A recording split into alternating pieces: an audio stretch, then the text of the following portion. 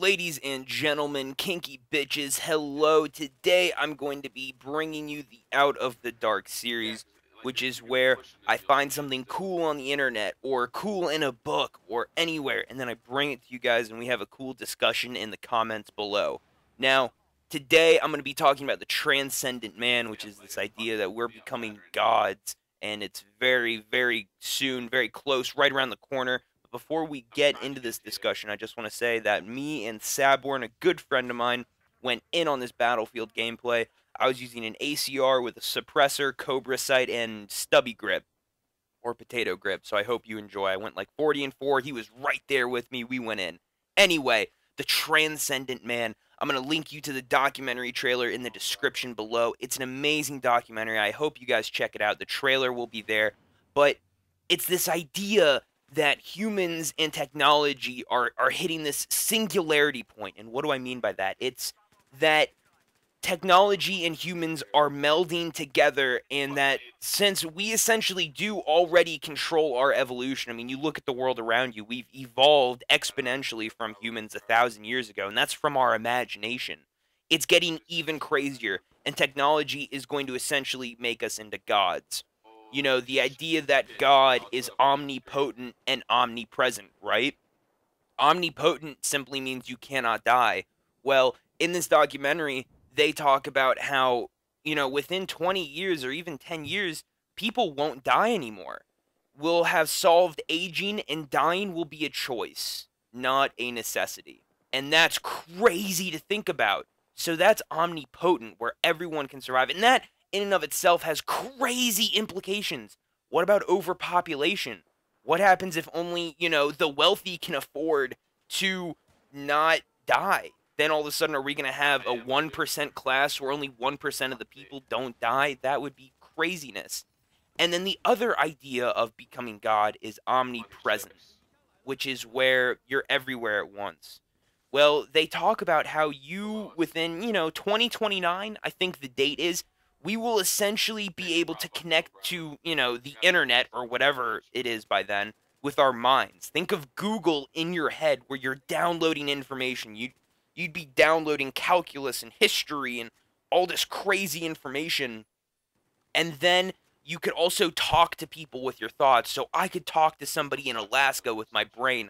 I mean, my phone is already somewhat an extension of that. I can text message someone across the world, but think of in 10 to 20 years, you're thinking to someone across the world. So this idea of becoming God is becoming very, very clear. And you may be really religious, and that's okay. And this has definitely rubbed some religious people the wrong way. And I feel you on that. There are definitely some crazy applications and implications that come with this. But let's play around for a second and say that you don't believe me. You say, Hectic, you're full of shit. I don't believe a word you're saying. Okay. Well, let's stand back and be objective for a second here. Let's not go off the crazy train. Let's say 200 years ago, I was to walk up to you, and you had, 200 years ago, I was like 1800. I was to walk up to you, and I said, look, I have a device in my pocket that contains all of the world's information. I can look at any point in history. Also, I can text, or not text, I can communicate with anyone around the world at any given time. I can also see their face in front of me and have a conversation with them in real time. I can communicate my thoughts to thousands of people just by pushing this glass. They would say, motherfucker, you're not Dumbledore, I'm gonna fucking kill you, and then I'm gonna steal whatever you have, and then I'm gonna run off and, use it for myself. Anyway, that's the world that we live in today. By the way, most people only use these devices to look at funny pictures and get in arguments with people. But that's a different topic. That's the world that we live in today. The phone that you have, the smartphone that you have in your pocket, is worth the $100 million computer that they had in MIT in the 1960s and 70s. So think about some $100 million machine today, and that will probably be in your pocket in 20 years. Probably. That's the way that that technology has evolved. And here's the thing, technology is evolving exponentially. So that means it is growing much more quickly than it was 20 years ago. So it'll probably be, $1 billion device will be in your pocket 20 years from now, because that's the way technology evolves exponentially.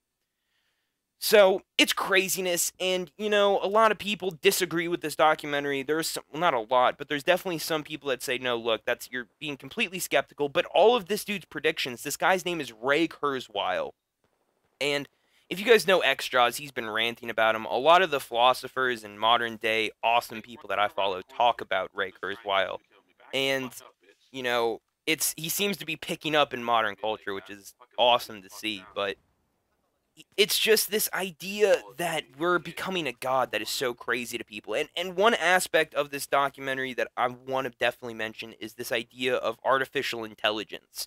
The Terminator or iRobot or one of those crazy things. Well, supposedly by 2029. And by the way, all of this data, or all of his predictions, are based on data. So, again, by 2029, we'll be able to create machines that supposedly will be like 1,000 times smarter than us, and that's going to be a little freaky, man. Machines that are 1,000 times smarter than us. And what type of implications does that bring as well? I mean, there's so much going on here, but what if, a robot that we create considers itself alive, thinks that it's, conscious and that it's real, it can make decisions for itself, and may even have emotions, and is 10,000 times smarter than us? It's not going to look at us like, we're its masters. It's going to look at us like a dog or an ant. And that's scary, man. That's really scary to think about. So, man, I'm listening to myself speak about this, and I feel like I'm a crazy person, but these are notable people. Bill Gates essentially is backing this idea. So, this can't be too crazy, because Bill Gates is on board with it, It's nuts. It's nuts. And supposedly, this is what one theory says, is that there may be a war between people who want to build artificial intelligent machines and people who don't, because there's going to be one faction of people that wants to create these artificial machines and worship them as gods, and then there's going to be another group of people who say, no, because they're going to wipe us out, right? And I'm with them. Fuck artificial intelligence. Yo, get the fuck out of here. But to be fair, I think the only real solution, if that is ever a problem to begin with, is we need to engineer our brains and ourselves to be just as intelligent as the machines that we create. So creating artificial intelligence is fine as long as we are always ahead of the curve. Do you see what I'm saying? So it's nuts, and it's bonkers. I mean, it's just craziness. It's complete craziness, and I've said this so many times, but it really is fascinating. And if you end up watching this documentary, you'll find that this Ray Kurzweil dude, he's so optimistic, and he says, look, we're creating affordable solutions to clean up like all the water in Africa. That only takes a few $1 billion, which, let's be real here, that's nothing. We spend $600 billion on defense. That's nothing. A few billion to clean up a whole country, or a whole continent. So he's really optimistic about this technology, and that's fine. But I don't think that it's optimistic to think about all this crazy new technology in the future. In fact, I would be kind of cautious about it, because technology is not good or bad. It's the person who wields the technology. iPhones are great. I can communicate with everyone around the world, and it's awesome. But the government has been shown to spy on people with iPhones. They don't spy on me, but I'm sure, they've done that with reporters. I've seen news stories where they do that with reporters. They'll tap into the phone and they'll listen to your phone calls. The NSA does that. So it's not so much about the technology as it is about the person or the institution that wields the technology. So, they're doing research right now for being able to hold your breath underwater for 4 hours at a time. And I think they're actually engineering blood cells, or red blood cells of dogs. I could be completely wrong, but I don't think I am. And that's awesome, dude. I mean, be able to hold your breath underwater for 4 hours? Fuck yeah, man. Marco Polo is going to be a legit fucking game with 4 hours of being able to hold my breath. But that also has other implications. Our soldiers are going to have that as well. Warfare is going to become even more advanced.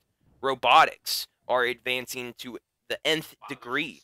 And that's going to be a part of warfare as well. I mean, if you've seen what DARPA's doing with their technology, and they're creating these, like, robotic dogs, it's craziness. And, you know, you might be hearing me saying this and saying, dude, this guy's kind of insane. But when you look at reality, it's like the craziest movie you've ever experienced. And I would love to see someone try and make a movie about this shit. But anyway, I don't know whether I'm right or wrong. I don't know what the real deal is here, guys. But I would love to hear your thoughts on the situation. I highly encourage you guys to try and watch this documentary. I think it might be on YouTube somewhere. But it's truly fascinating. The book is also called The Singularity is Near. I'll probably pick it up and read it. But tell me what you think about it. Tell me if you think I'm crazy or if you think that this is a legitimate idea. Some people are saying, yes, you know, this is definitely going to happen. We're going to have nanobots in our brains that are going to allow us to connect to some crazy internet. Other people are saying, you're full of shit. Ray Kurzweil, that's not going to happen. Some people say, well, it might happen, but it's probably going to happen in like 100 years, not 2029. Because that's the prediction. This dude created all this data, and he looked at the data, and he said 2029 is when we're going to hit this point of no return, where it's going to get fucking crazy. 2029, people. So if you're still alive, you know, I'll see you there. And if I never die, it's going to be really cool because I'll keep making YouTube videos till the end of time. Anyway, I'm out. Like, comment, and subscribe. I love you fuckers. Peace.